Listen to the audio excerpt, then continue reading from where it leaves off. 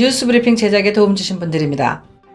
재외선거 유권자 등록 인터넷에서 하세요. 절세의 지혜를 나눠드립니다. 이상회계법인. 정성을 다해 모십니다. 꽃은 에덴 꽃집. 학자금과 대학 입시 상담은 AGM 인스티튜트. 한 곳에서 시작되는 안정된 미래, 선우앤선우 종합보험. 30년 손맛 케이터링의 명가 참사랑. 20여 년의 경험과 실력과 노련함, 우리들 척추신경원. 홍성구의 뉴스 브리핑 지금 시작하겠습니다. 로컬 소식입니다. 앞으로 조지아주에 있는 공장에서 생산되는 제품에는 조지아 메이드 마크가 붙여지게 됩니다. 비즈니스하기 좋은 주로 7년 연속 1위를 지키고 있는 조지아주가 제조업체들에게 힘을 실어주기 위한 프로그램을 시작한 것인데요. 브라이언 캠프 주지사는 작년 가을 주 전체를 순방했을 당시 방문했던 공장 11곳을 주청사로 초청해 조지아 메이드 프로그램을 알리는 행사를 가졌습니다. 조지아주 경제개발부는 올해 말부터 조지아에서 생산되는 제품 중에 50% 이상이 주 내에서 만들어진 것이면 조지아 메이드 인증 마크를 발행할 계획인데요. 캠프 주지사는 제조업체 대표들에게 이 마크를 명예의 백지로 생각하고 제품에 붙여달라고 당부했습니다. 흥미로운 점은 이날 행사에 참석한 11개 기업들 중에서도 주류 언론의 주목을 받은 기업은 한국 기업인 세원 아메리카라는 사실입니다. 모든 기사에는 주지사가 세원 아메리카가 만든 제품 샘플 앞에서 찍은 사진이 소개된 것인데요. 세원 아메리카는 기아 자동차와 현대 자동차에 부품을 납품하는 기업으로 조지아주 라그랜지에 생산시설을 갖추고 700여 명을 고용하고 있습니다. 애틀란타 국제공항 내 한 식당에서 천장 패널이 무너져 내리는 사고가 발생했습니다. 공항 당국에 따르면 어제 아침 8시경 국제공항 콘코스 A25번 게이트 근처에 있는 캣 코라스 치킨이라는 식당의 천장 패널이 통째로 떨어지는 사고가 발생했습니다. 떨어진 패널은 약 20피트 길이에 무게가 700파운드나 나간다고 합니다. 이 사고로 식당에서 식사하던 손님 2명이 다쳤는데요.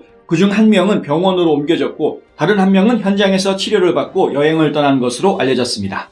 공항 당국은 정확한 사고 경위를 조사 중이라면서도 악천후 때문은 아니라고 밝혔습니다.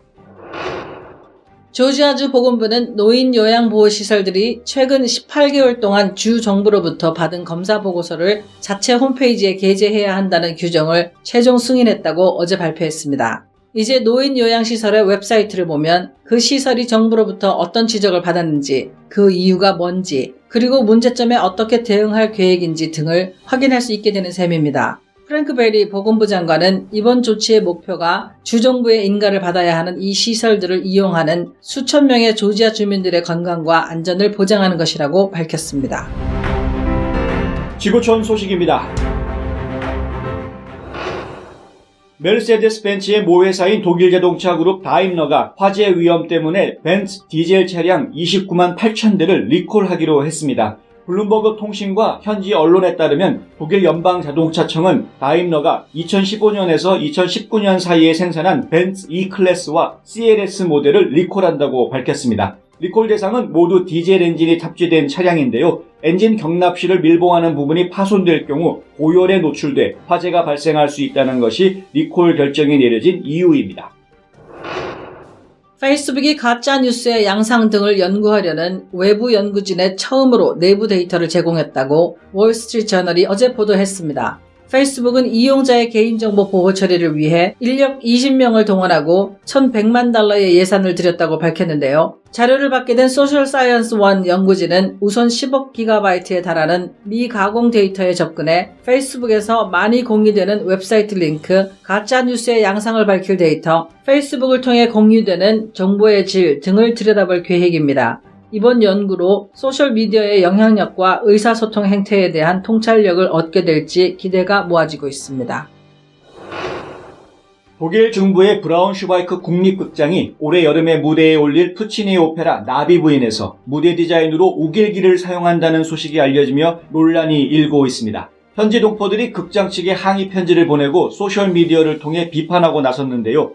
그러자 국립극장 측은 포스터 디자인을 바꾸기로 했지만 무대 디자인은 그대로 유지하겠다고 밝혔습니다.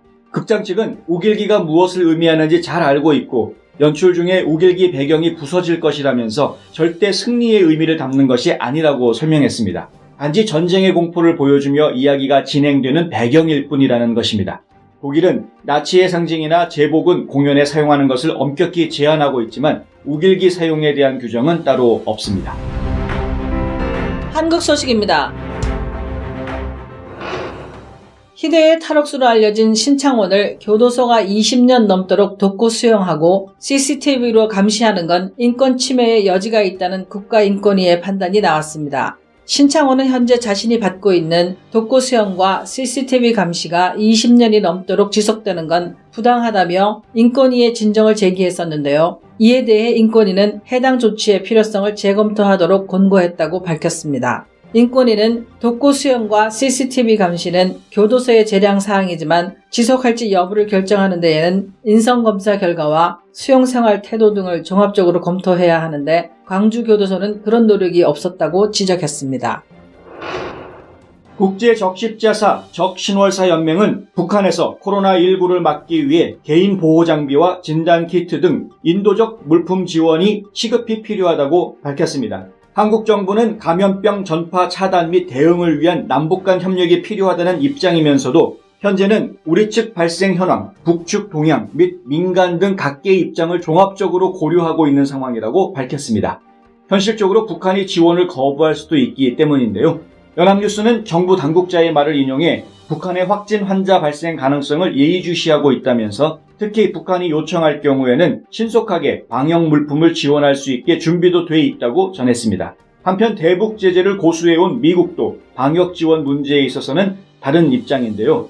폼페이오 국무부 장관은 어제 트위터에서 미국은 코로나 바이러스 발병에 대한 북한 주민의 취약성을 매우 우려한다며 우리는 북한에서 코로나 바이러스의 전파에 대응하고 억제하기 위해 미국과 국제적 원조, 보건기구의 노력을 지원하고 장려한다고 했습니다.